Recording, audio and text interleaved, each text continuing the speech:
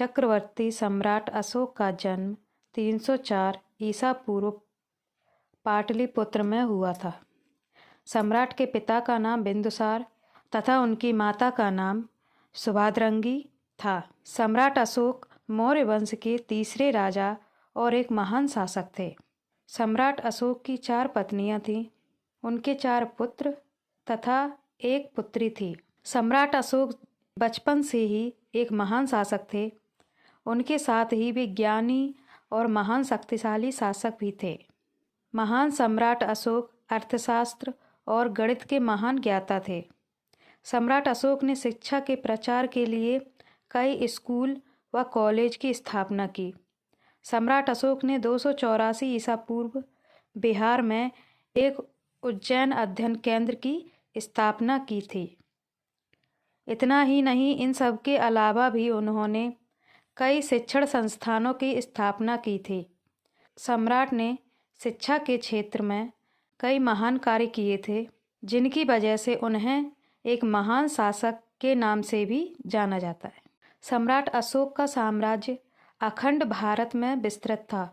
उत्तर से हिंदू कुश की श्रेणियों से लेकर दक्षिण तक और पूर्व में बांग्लादेश से पश्चिम में इराक और अफगानिस्तान तक अशोक का राज्य विस्तार था। सम्राट अशोक का राज्य वर्तमान में भारत, पाकिस्तान, अफगानिस्तान, नेपाल, बांग्लादेश, भूटान, म्यांमार और इराक उस समय भारत का ही हिस्सा थे। सम्राट अशोक ने अपने राज्याभिषेक के 7वें वर्ष ही कलिंग पर आक्रमण किया था, जिसमें बहुत खून खराबा हुआ। सम्राट अशोक के 13वें शिलालेख के अनुसार यह बताया गया कि इस युद्ध में दोनों तरफ से करीब 1 लाख लोगों की मौत हुई थी और कई लोग इसमें घायल भी हुए थे।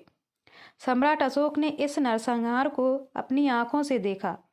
इस युद्ध से दुखी होकर सम्राट अशोक ने अपने राज्य में सामाजिक और धार्मिक प्रचार करना आरंभ कर दिया।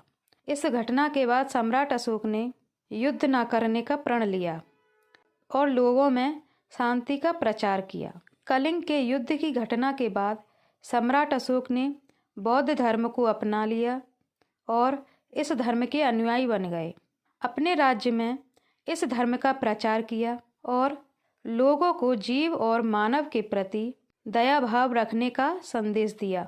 सम्राट अशोक ने बौद्ध धर्म के प्रचार के लिए अपने प्रचारकों को श्रीलंका, नेपाल, सीरिया, अफगानिस्तान इत्यादि जगहों पर भी भेजा था। सम्राट अशोक ने अपने पुत्र और पुत्री को इन देशों की यात्रा पर भेजा था, ताकि वे इन देशों में बौद्ध धर्म का प्रचार प्रसार कर सके और लोगों को धार्मिक बना सके।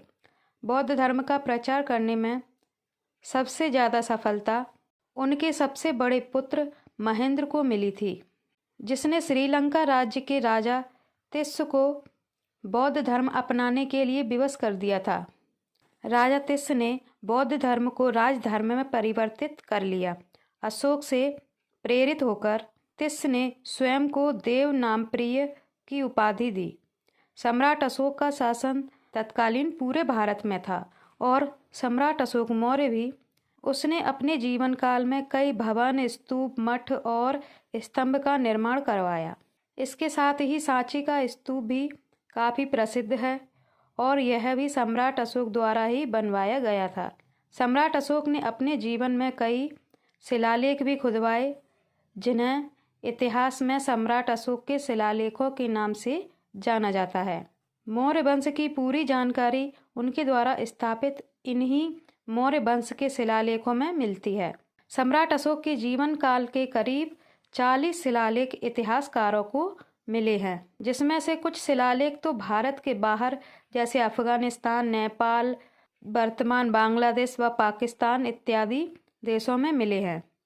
ऐसा माना जाता है कि सम्राट अशोक के जीवन का अंतिम समय पाटलिपुत्र पटना में ही बीता था। 40 वर्षों के शासन के बाद उनकी मृत्यु हो गई। सम्राट अशोक ने अपने जीवन काल में कई महान कार्य किए और उन्हीं महान कार्यों के लिए उन्हें जाना जाता है।